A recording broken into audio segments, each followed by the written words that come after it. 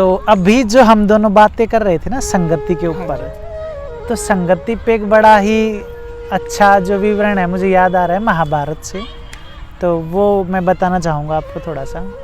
तो उसमें क्या होता है, महाभारत में 2 योद्धा थे वहाँ पे, एक अर्जुन था और एक कर्ण था। दोनों महान धनुर्धर थे।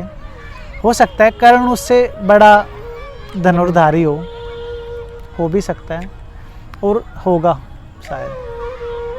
दोनों की संगति जो थी वो अलग अलग थी। अर्जुन की जो संगति थी वो हमेशा, जो उसका सारथी था वो था श्री कृष्ण जी, और जो कर्ण का जो सारथी था उसकी संगति थी शल्य। शल्य जो उनका पांडवों का मामा था, उसके साथ रहती थी संगति। शल्य का मतलब होता है शंका, शक, और श्री कृष्ण जी का मतलब है चेतना। तो जिसकी संगति खुद चेतना के साथ हो तो हार ही नहीं सकता किसी, तो वो तो हार ही नहीं सकता। तो कुछ भी युद्ध में होता था जब भी, तो जो शल्य था वो शंका में डाल देता था, वो कर्ण को हमेशा ये बोलता कि तुझसे नहीं होगा ये, तुझसे नहीं मरेगा ये। अच्छा। कुछ भी वो तीर चलाता, ऐसे कर वैसे कर, ये नहीं हो रहा, ये प्रॉपर ठीक नहीं है, वो कुछ ना नुकर करता रहता था। उसका काम यही था। कर्ण उसको बोलता वहाँ लेके चल, तो शल्य बोलता था नहीं वहाँ नहीं है, यहाँ वहाँ ठीक है, ऐसे वैसे करता रहता था। उसके मन में शंकाएं पैदा करता रहता था।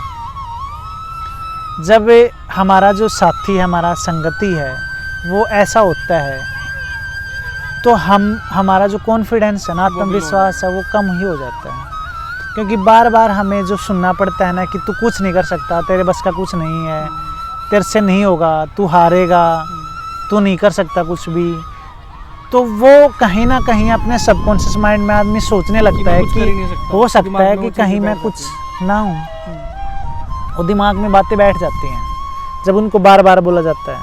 तो शल्य वही काम कर रहा था कर्ण के साथ। और जो श्री कृष्ण जी थे, जो अर्जुन को बोल रहे थे बार बार कि तू कर सकता है और तू ये करना चाहिए, तू महान धनुर्धर है, तो उसका जो कॉन्फिडेंस था वो बढ़ रहा था।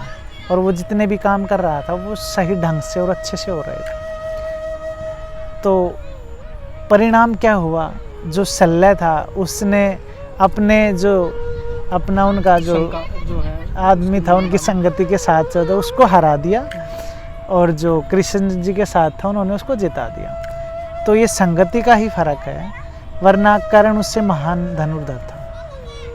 तो हमेशा ऐसे मित्र की या ऐसे आदमी की जो आपके साथ चलता है, हमेशा आपके साथ रहता है, उसकी संगति करो जो आपको मोटिवेट करता हो, जो कुछ करने को आगे अग्रसर करता हो, आपको कुछ सहारा लगाता हो, ना कि आपके मन में शंकाएं डालता हो कि नहीं आप कुछ कर ही नहीं पाओगे, आपसे नहीं होगा, आप पीछे भी फेल हो गए थे, आपको नहीं करना आता, आप इस काम के लायक नहीं बने हुए हो।